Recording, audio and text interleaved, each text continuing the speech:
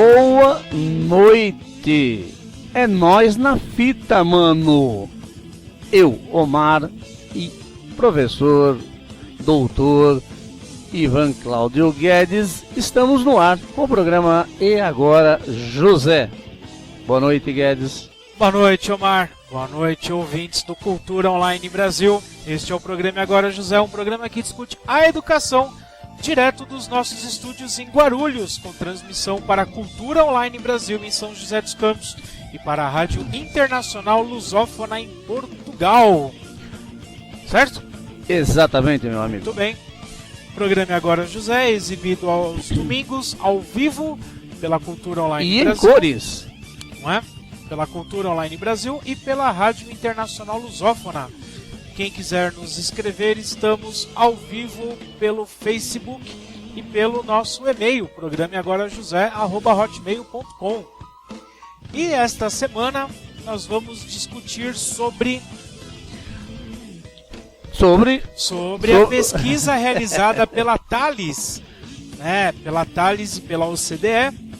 Que fala sobre os professores, que o professor brasileiro é um dos que mais trabalham. E há quem diga o contrário. E há quem diga que não fazemos nada, né? A Thales comparou a situação da educação no Brasil com outros 34 países. Cerca de 106 mil professores participaram da pesquisa. Aqui no Brasil, foram 14.291 professores do Ensino Fundamental 2 e 1.057 diretores distribuídos em 1.070 escolas. A Thales é uma sigla para Pesquisa Internacional sobre Ensino e Aprendizagem. Significa Teaching and Learning International Survey em inglês. Que é coordenada pela OCDE, que é a Organização para a Cooperação e Desenvolvimento Econômico.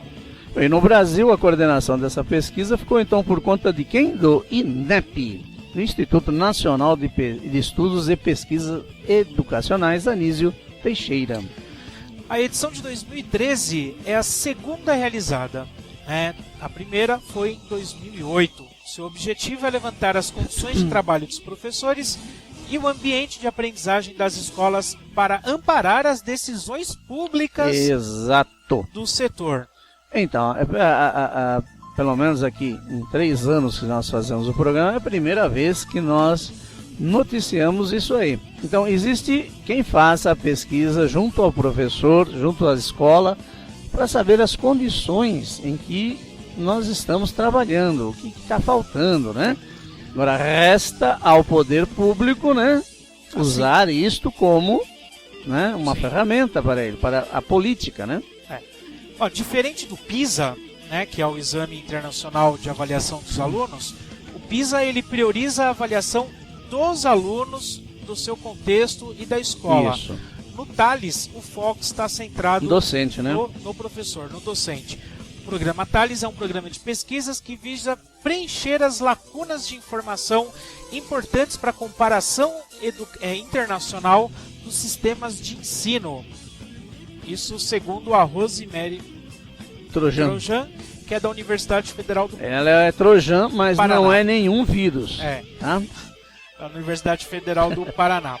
Bom, para a gente poder começar, vamos reproduzir um áudio que foi disponibilizado pela CNTE, a Confederação Nacional dos Trabalhadores em Educação, né, que fez um breve programa a respeito deste assunto. A gente vai colocar esse áudio e já voltamos já.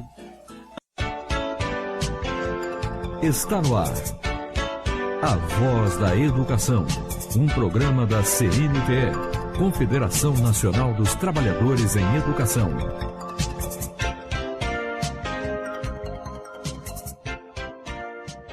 A pesquisa internacional sobre ensino e aprendizagem da Organização para a Cooperação e Desenvolvimento Econômico, a CDE, aponta que no Brasil, o docente de escolas de ensino fundamental gasta 25 horas por semana só dando aulas, um percentual 24% maior do que outros 30 países analisados. Entretanto, o professor brasileiro usa 67% do tempo da aula. O restante é utilizado em tarefas de manutenção da ordem dentro da sala e em questões burocráticas e administrativas. é a pior situação entre todos os países avaliados, que, em média, tem 80% do tempo voltado exclusivamente para a aprendizagem. Para piorar, dados do Censo Escolar 2013 indicam que, no Brasil, cerca de 40% dos mais de 2 milhões de professores da educação básica dão aulas em 5 ou mais turmas e 20% deles ensinam em pelo menos 2 estabelecimentos. Para o secretário de Assuntos Educacionais da Confederação Nacional dos Trabalhadores em Educação, Heleno Araújo Filho, os números revelam a realidade e a luta dos trabalhadores. A pesquisa só evidencia o que nós sentimos, né, no dia a dia das escolas. Por falta daquilo que está na pauta de reivindicações, né, das nossas entidades filiadas, todos os sindicatos, as redes estaduais, redes municipais, que é a realização de concurso público. E quando se realiza o concurso público, a convocação dos aprovados no concurso. Porque a falta de um quadro efetivo e completo dentro da escola faz com que o professor ele se dedique a outras atividades que não são as atividades diretamente pedagógicas. Com isso, consome o tempo, né, da sua aula. Por isso que nós colocamos na nossa pauta de reivindicações a necessidade de concurso público. E essa estrutura, né, que além da falta de pessoal, a infraestrutura das escolas, também ela faz com que também perdemos o tempo necessário da parte pedagógica, porque não tem material didático suficiente, o ambiente não é adequado. Então é outro elemento da nossa pauta de educação, que são as condições de trabalho, que também afetam diretamente os dados, né, a situação do dia a dia nosso, que é revelado aí pela pesquisa. O estudo, coordenado no país pelo Instituto Nacional de Estudos e Pesquisas Educacionais, INEP, vinculado ao Ministério da Educação, contou com mais de 14 mil professores brasileiros e cerca de 1.000 diretores de 1.070 escolas públicas e privadas de todos os estados. Para Heleno, a mudança está nas mãos do governo. É necessário que os governantes prestem atenção no que está sendo dito, não só pelas lideranças sindicais na mesa de negociação, porque quando a gente fala lá, não está falando só por falar, porque são fatos concretos, e a pesquisa vem a bater com aquilo que nós apontamos, né, nesse debate. Por isso que é importante aí que os governantes fiquem atentos e respeitem a pesquisa na perspectiva de fazer políticas educacionais que venham a resolver essa questão. A Internacional da Educação também realiza até julho uma enquete com educadores sobre condições de trabalho e ambiente de aprendizagem em todo o mundo. Para participar, acesse o site da CNTE, www.cnte.org.br. De Brasília, Catiúcia Sotomayor. Você acabou de ouvir A Voz da Educação, programa da CNTE.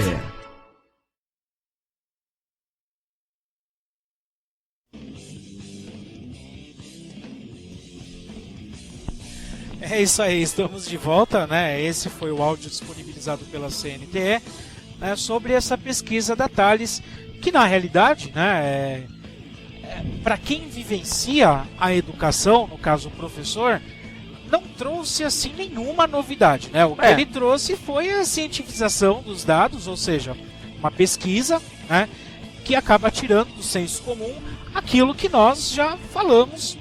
Exatamente, vivemos todos os dias. Exatamente.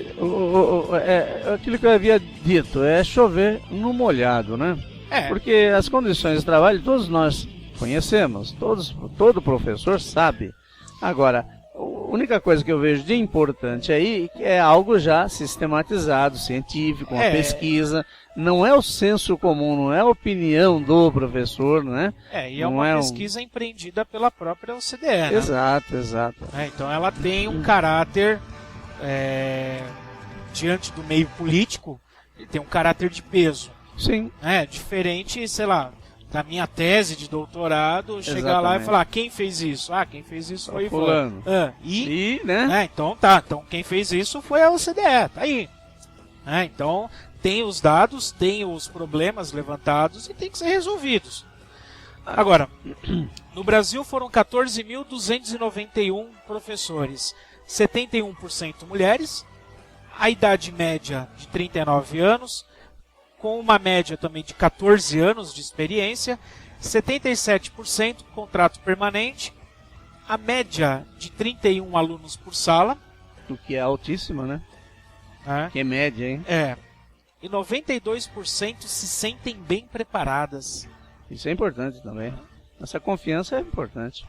Mas é contraditória, né? É. Porque ao mesmo tempo, depois a gente vai ver aqui, que mais de 90% tem a autoestima baixa. Né? Não se sente valorizado. É algo para ser estudado o porquê, né? Se você se sente tão bem preparado, por que a sua autoestima não é alta, é baixa estima, né? Bom, um dos tópicos destacados aqui é que no Brasil, o docente ele gasta 25 horas por semana só dando aula, que é um percentual 24% maior do que os outros 30 países analisados. E não é pouco não, 24% é bastante, rapaz. Né? É um número considerável. É considerável isso. A carga horária de 25 horas em aula, né, o que dá 6 horas a mais que a média dos países que participam da pesquisa da Thales. Além do número de horas, o professor brasileiro também enfrenta o desafio de salas com maior número de alunos e mesmo assim disponibiliza o tempo que os profissionais de outros participantes da pesquisa costumam gastar com o planejamento da aula, correção de trabalhos e provas. Recentemente saiu também uma notícia, né? Não sei se você lembra, Guedes. O professor gasta em torno de 20 minutos de uma aula de 50. Sim, faz parte dessa pesquisa. Só para fazer chamada. Faz parte dessa pesquisa. A gente vai chegar lá. Né? Ó, só para a gente fechar essa parte aqui. Os brasileiros, professores de ensino fundamental 2, gastam em média 25 horas por semana só com aulas. Finlândia, Coreia, Estados Unidos, México e Singapura, menos do que isso. Os professores têm uma média de 19 horas por semana ensinando em sala de aula, ou seja, 24% a menos do que os brasileiros. Né? A posição brasileira é inferior apenas à do Chile, onde os professores gastam quase 27 horas em aula. A pesquisa também quis saber do professor quanto tempo de aula é voltado efetivamente para a aprendizagem. Mesmo com uma carga de 25 horas de aula por semana, mais de 30% do tempo desses encontros regulares é desperdiçado em tarefas de manutenção de ordem dentro de sala e questões burocráticas como o preenchimento de chamadas e outras atividades administrativas. E é aí que a coisa complica, porque por mais aula que você consiga dar, se parte da sua aula, boa parte da sua aula é gasta em manutenção da ordem, por exemplo, fica complicado, né? A aprendizagem vai lá embaixo, né? Não tem a menor dúvida. Considerando, eu fiz um cálculo rápido aqui, considerando que a hora-aula são 50 minutos, né? 25%, 20% é para colocar a ordem na sala, 12% com serviços administrativos. Então nós temos apenas 67% do tempo voltado para a aula, o que daria 33 minutos de aula. Isso considerando que o professor vai chegar e dar uma aula expositiva. Isso. Imagina você colocar os alunos em grupo, distribuir folhas com atividades, fazer a leitura de um texto, fazer a interpretação de um texto, simplesmente aplicar não exercícios, dá, né? corrigir exercícios, em aula de 50 minutos. Não dá. Né? Agora, como otimizar esse tempo, né? Tem como otimizar esse tempo? Bom, primeiro que a questão da indisciplina, ela está aqui, ela é altamente relevante. Né? Exatamente, é por isso que eu estou perguntando. Se você vai otimizar, alguém poderia falar assim, não, você prepara a sua aula antes, né? Antes de chegar na classe, já tem tudo preparado. Mas a indisciplina vai comer a sua aula, né? Não vai ter jeito. É uma coisa que você não vai conseguir prever. Não tem como. A indisciplina ela vai acontecer, né? Além de usar mais horas por semana ensinando, parte dos professores brasileiros também sofre com desgastes em deslocamentos. Esse é um outro problema, hein? Porque muitos professores trabalham em mais de uma escola. Boa parte. Não é uma realidade do professor brasileiro trabalhar em uma única escola. Aqueles que conseguem são exceções, né? Não é a regra. E as escolas, às vezes, uma bem longe da outra, né? Ah, sim. Então você gasta no percurso 1 hora, às vezes. O Brasil é grande, hein? Ainda que temos que enfrentar o desafio da reorganização do corpo de professores nas escolas públicas, o ideal era que ele tivesse vinculado apenas a uma escola, né? Exatamente. No entanto, é comum os professores, especialmente os professores do ensino fundamental 2 e do ensino médio, né, ensinarem mais de um colégio, já que certas matérias que eles lecionam têm uma carga horária e o número de aulas é limitado, reduzido, né? né? É limitado e para compor, para ter um salário razoável, né? Ele é obrigado a pegar a aula em outra escola, né? Olha, no Brasil, cerca de 40% dos mais de 2 milhões de professores da educação básica dão aulas em 5 ou mais turmas. E aproximadamente 20% deles ensinam em pelo menos 2 estabelecimentos. Já em São Paulo, 26% dos professores dão aula em 2 escolas. Isso segundo o censo escolar do próprio 2013. MEC. Do próprio MEC. Né? Agora, não se faz nada em termos de política pública na educação, não se faz nada para minorar esse problema, para diminuir o problema do professor, né? E deixar de dar aula em 2, 3, 4 escolas. Se fosse somente 2, vai, né? Apenas 2, vai. Vamos dizer que fez tudo. Mas isso influencia em quê? Isso vai, logicamente, diretamente aonde? No salário. Claro. Né? Uma discussão que nós temos salário. Aqui tem jeito. É do acúmulo de cargo. Né? Então, são 2 situações. Vamos lá.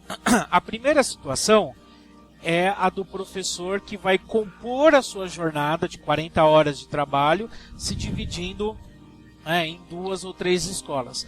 A outra situação... Porque na sua escola não tem. A outra situação é a do professor que acumula a rede particular com a rede privada. E o próprio a rede particular com a rede privada, não. A rede particular com a rede pública. E a própria pública com a pública. Com a pública, estadual com a municipal. E estadual com estadual. Estadual com estadual, né? para quem tem 2 cargos. Né? Então, é onde o professor ele chega a 74, 76 horas de aula por semana. Né? E por que isso é problemático? Porque a aula em si, ela não está ali naqueles 50 minutos. Existe o pré-aula, aula e pós-aula. Tem esse detalhe. Você tem o tempo que você leva para preparar decentemente uma aula, a aplicação da aula em si e o pós-aula. O que é o pós-aula? É corrigir atividades, corrigir provas, corrigir trabalhos, né? Verificar quais são as reais necessidades dos alunos e aí na outra aula você ir lá para... Mas é que você gasta mais tempo na pré-aula e no pós-aula do que na aula em si. Sim, do que na aula em si. Né? Devido às condições que todo mundo já conhece de indisciplina nas salas de aula. Não só de indisciplina, mas de baixo termo de retenção de conteúdos, também, na baixa qualidade, enfim. Mas eu acho que a indisciplina é a pior coisa que tem na sala de aula para o professor. Ele não consegue se concentrar, ele não consegue dar uma aula de relativa qualidade com gente andando na classe, falando, gritando, correndo, coisa que o valha. Né? Então, a qualidade da aula desse professor é sofrível. E nada se faz. Né? Porque a indisciplina... O que o professor pode fazer contra a indisciplina? Me fala. Muito pouco. Mandar para a direção? Não vai resolver. Não resolve, a gente sabe que não resolve. Não resolve, né? E não resolve porque a direção não faz nada, não. Porque você vai fazer o quê? Depende da família. Tem as medidas, não só da família. É que assim, Omar, se a gente for começar a discutir sobre indisciplina, acabou o programa. Vai ser uma indisciplina. A gente precisa de um programa só para discutir indisciplina. A indisciplina, ela ocupa 20% da aula do professor, ponto. Acabou a aula. O que a gente está discutindo aqui nesse momento é a questão da quantidade de de escolas que o professor trabalha. Sim. Ou para ele compor a sua jornada de 40 horas, ou porque as 40 horas não satisfaz economicamente, o cara precisa se desdobrar. Uma das em coisas outras que deveria redes. ser resolvido pelo governo seria esse problema do salário, definitivamente. Ah, sim. Uma coisa que a gente Vou tá dar acostumado a falar. condições para que vocês deem uma aula de qualidade. Em contrapartida, eu vou cobrar. Ótimo. É o direito. Ué, você tá Tá pagando. certo. Tô pagando, quero resultado. Agora, se você fingir que tá pagando, o cara Nós vai vamos fingir que tá tem um trabalhando. resultado também, O ué. cara tá fingindo que tá trabalhando, uai. Né? É uma brincadeira. Eu finjo de um lado, você finge do outro. É.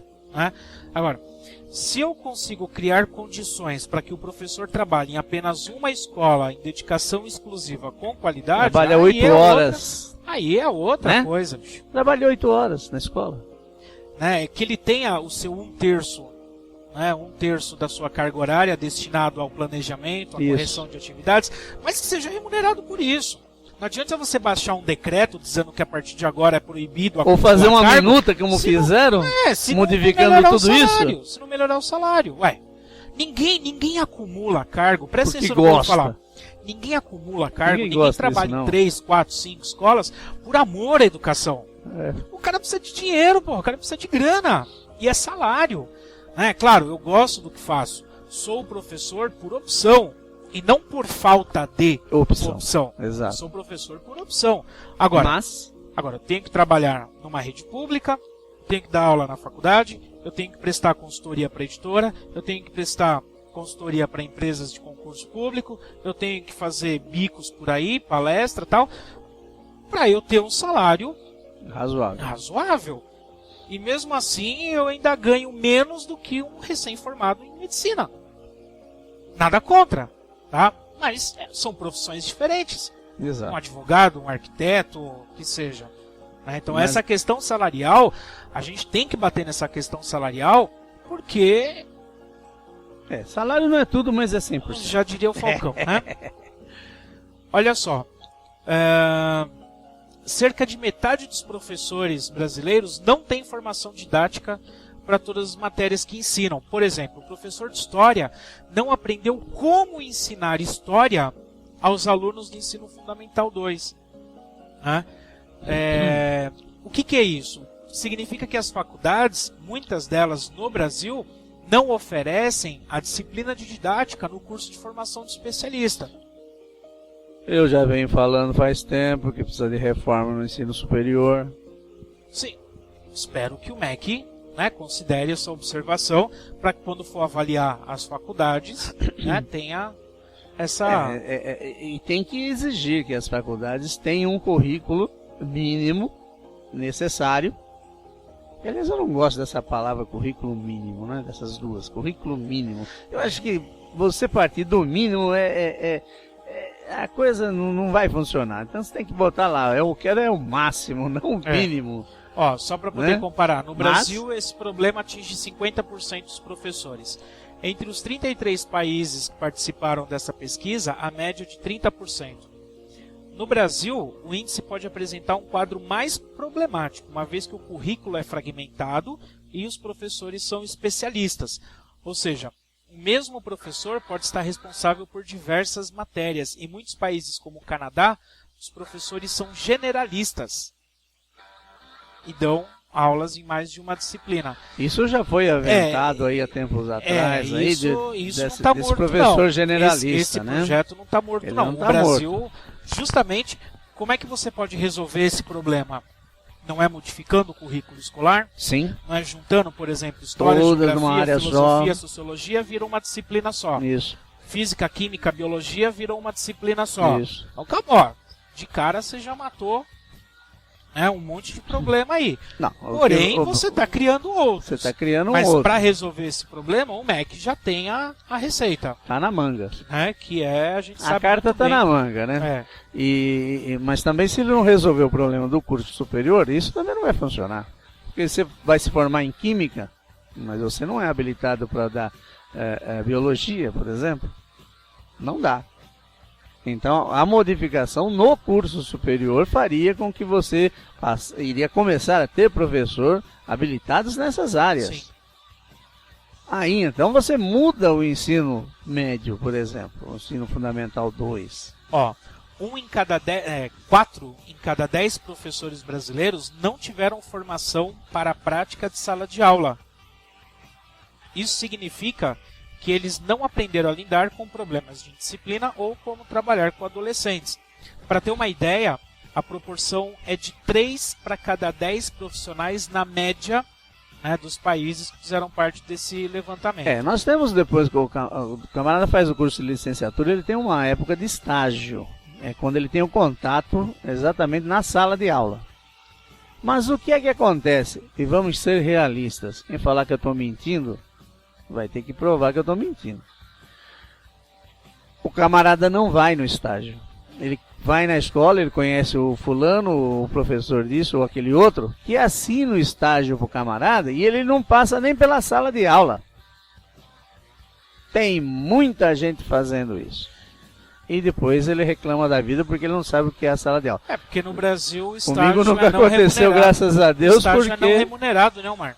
Porque ou ele vinha para a sala de aula e ia assistir e dar aula junto comigo, ele não tinha a fichinha dele assinada. Tanto é que o eles estágio é não remunerado. Tanto é que eles nem me procuravam, eles já sabiam como é que ia funcionar a coisa e ele não aparecia.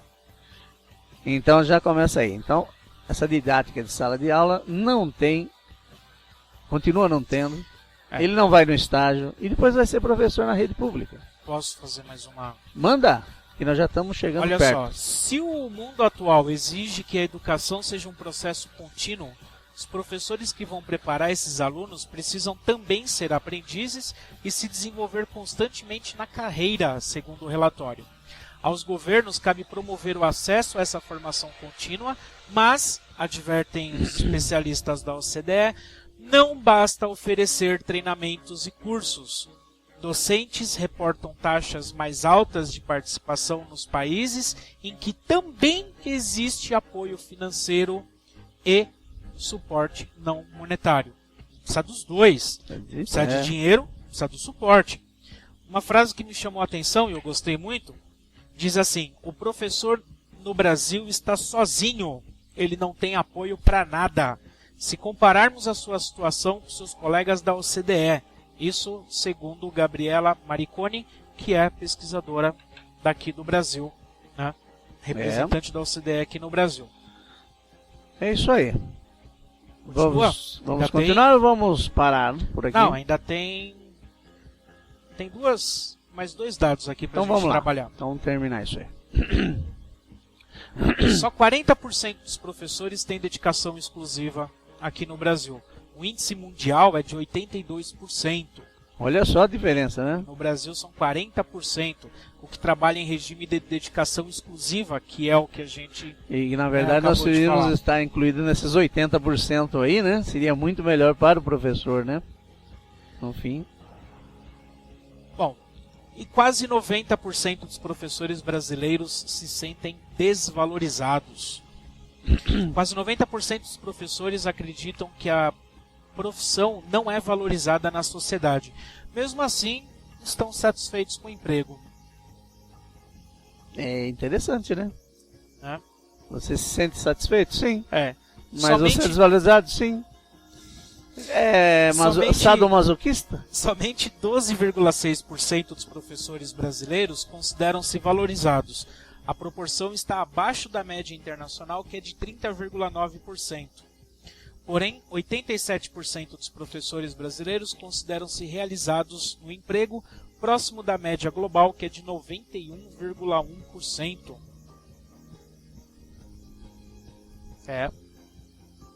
Você se sente valorizado? Não. Eu não me sinto valorizado. Eu acho que é estranho isso, né? A carreira docente, aí eu estou falando carreira e não da escola. Eu acho que ele se sente valorizado porque ele gosta do que faz. Ele faz aquilo mais por amor, exatamente, do que com amor. Eu valorizo o meu trabalho, mas eu sei que a sociedade não valoriza. Exatamente. Eu acho que até a década de 60, 70, a carreira do professor ela tinha sua valorização na sociedade. Eu não estou nem dizendo em questões econômicas, mas eu estou falando enquanto status mesmo. Exatamente. Eu sou o professor, dava status. Hoje eu sou o professor, tadinho. Ainda que eu não goste da palavra tadinho.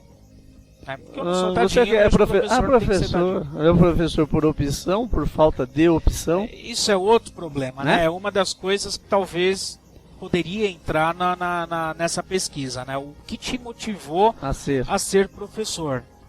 Não consegui achar emprego em outra área. Eu não consegui trabalhar em lugar nenhum, fui ser professor.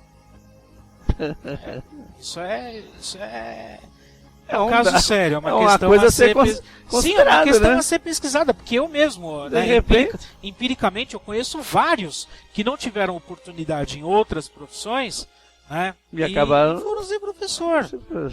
Alguns de qualidade, outros nem tanto, né? Mas está aí. No site da OCDE você pode baixar o relatório completo, né? Para quem quiser estudar melhor esses dados. Qualquer dúvida, crítica ou sugestão, escreva para programeagorajosé@hotmail.com. E nós vamos para o primeiro intervalo.